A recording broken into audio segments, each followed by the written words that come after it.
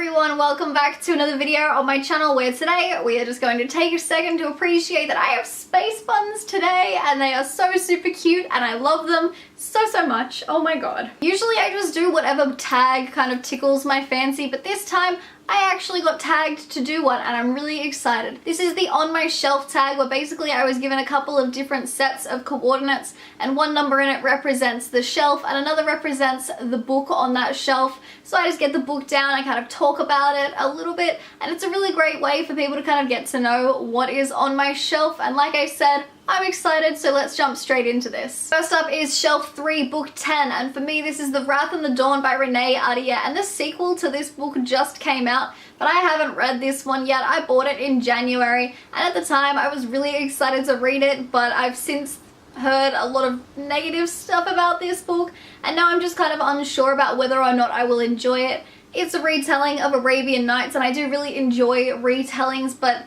the negative stuff I've heard about this book is that it's not a very good retelling, so I'm kind of just unsure about when I'll get to read this, but I am still just so curious. Next up was Shelf 11, Book 4, and I don't have 11 shelves, so I went with shelf number 10 instead, and the book that was there is Yellow by Megan Jacobson, which I read earlier this year and really loved. It's the debut novel by an Australian author, and it's the story of this young girl who's really struggling with high school and all those sorts of things, and then she meets a ghost in a phone booth who tells her he'll help her out if she solves his murder from 20 years ago, and it's just this really touching story about friendship and being comfortable with yourself, and I've done a full review of it which I'll leave the link to, but I just originally bought this for the gorgeous cover and because it's an Australian author that I wanted to support, but I ended up really loving it and I would recommend it to people if they're looking for a cute read. Next up is Shelf 6, Book 7, and the book that this leads me to is These Broken Stars by Amy Kaufman and Megan Spooner. I remember seeing this in my local bookstore when it first came out,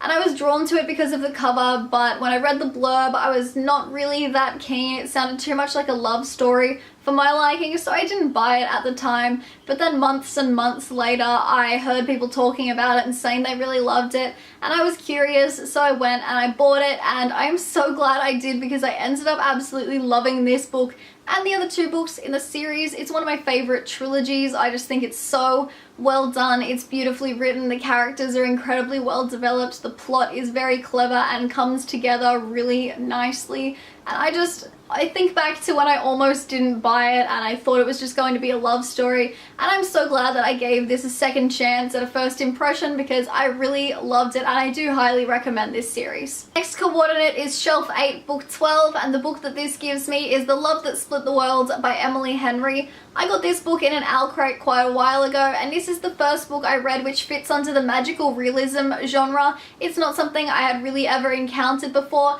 and I ended up giving this book 3 out of 5 stars, and I'll leave the link to my review on the screen in case you're interested in watching it. My main problem with this book is that 2 of the characters fall in insta-love, which I just think is a big no-no in books. You do not do insta-love. The other thing that I didn't really like was that a lot of the explanations about what was going on were kind of drawn out and overly complex, and I found them really hard to follow, and that diminished my enjoyment of the book. But it has a gorgeous cover, and I'm really glad that this was the first book I read in the magical realism genre because I do think it's a really good introduction to it. The final coordinate I got given was Shelf 1, Book 9, and the book that this gives me is Dreamology by Lucy Keating, which I've mentioned in a few videos recently that I'm super excited to read, but in typical me fashion, I haven't read it yet. It's the story of a girl who starts at a new school and there's a guy there who she's always dreamt about. He's her dream boyfriend, and suddenly he's there and she's kind of comparing expectations versus reality and stuff like that, I think.